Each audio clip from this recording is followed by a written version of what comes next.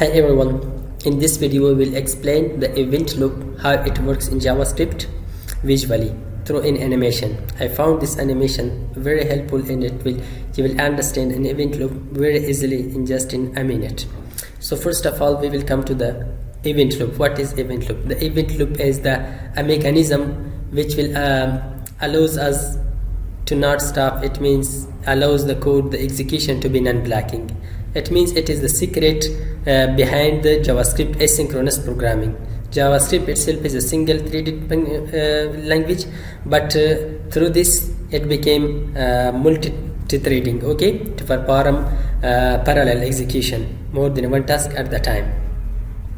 But now we will come to the call. It was the event loop, but here we have the call stack. Okay, the call stack is responsible for keeping track of all operations. Okay, whenever a function is called, so this will process that function. Whenever that completes, it will pop up from this call stack.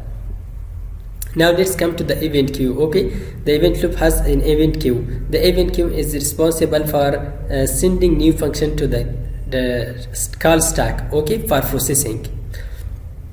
Now whenever we have an asynchronous function, okay, an async function is called, so where it should go first, it will process in call stack. After process it will goes to web API. These are browser APIs, which is a separate thread, okay, a separate thread in processing that. After the specified time, where it will goes, it will come to the event queue. After the event queue will send that back to the call stack. So let's take an example.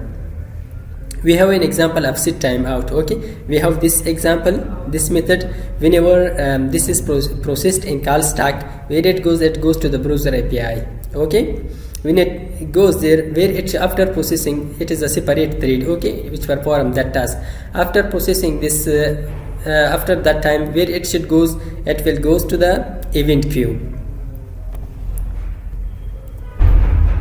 So the event loop checks this event queue continuously, okay, to pass the those functions to the call stack, and the event loop do not leave this call stack empty, okay. Always it check it. If it was empty, it pass another task, another function to this.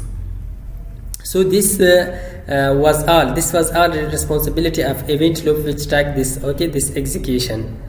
So it was all about the event loop in JavaScript. So if you have liked the video, please subscribe our YouTube channel, and thanks for watching.